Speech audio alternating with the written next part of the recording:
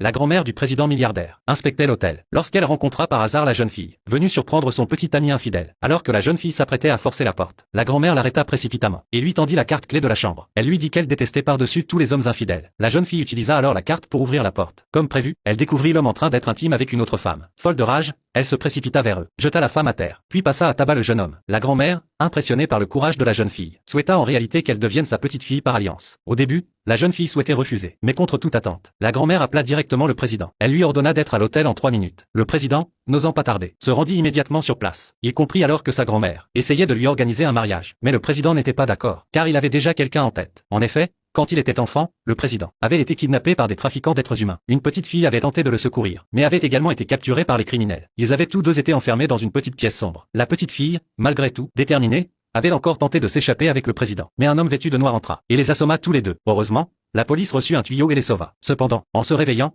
le président ne revit jamais la petite fille. Il ne savait pas que la jeune fille devant lui était celle qu'il cherchait depuis toutes ces années. Voyant que le président refusait catégoriquement le mariage, sa grand-mère menaça de fuguer de chez elle, pour l'obliger à céder. À contre-cœur, le président fit semblant d'être pauvre, afin d'effrayer la jeune fille et la faire fuir. Mais à sa grande surprise, la jeune fille n'était absolument pas rebutée par sa pauvreté. Mieux encore, elle l'entraîna même pour enregistrer leur mariage. Le président tenta de résister, en affirmant qu'il n'avait pas d'argent pour organiser un mariage. Mais la jeune fille tapota fièrement sa poitrine, et affirma qu'elle avait quelques économies. Elle lui assura qu'elle s'occuperait de tout. Le jour du mariage, faute de moyens financiers, la jeune fille dut remplacer les bijoux en or véritable par des imitations. Sa meilleure amie apprit alors le nom du marié grâce à la jeune fille. En entendant ce nom, les yeux de son amie s'agrandirent de stupeur. C'était en effet le nom du président milliardaire de Pékin. Mais la jeune fille insista en disant qu'il n'était pas président, juste un homme ordinaire. Alors que les deux jeunes femmes discutaient, les parents de la jeune fille firent soudain irruption. Son père l'interrogea aussitôt sur le fait qu'elle n'avait pas suivi ses arrangements et avait préféré épouser un homme sans le sou. Mais la jeune fille insista pour aller jusqu'au bout du mariage. Elle alla même jusqu'à menacer ses parents, avec ses compétences en taekwondo, ceinture noire, leur interdisant d'intervenir. Ses parents, impuissants, partirent finalement à contre-cœur. Mais ils ne purent digérer leur colère. Ils appelèrent donc quelques voyous pour saboter le mariage. Ils ignoraient cependant que leur gendre était en réalité le président milliardaire de Pékin. Pendant ce temps,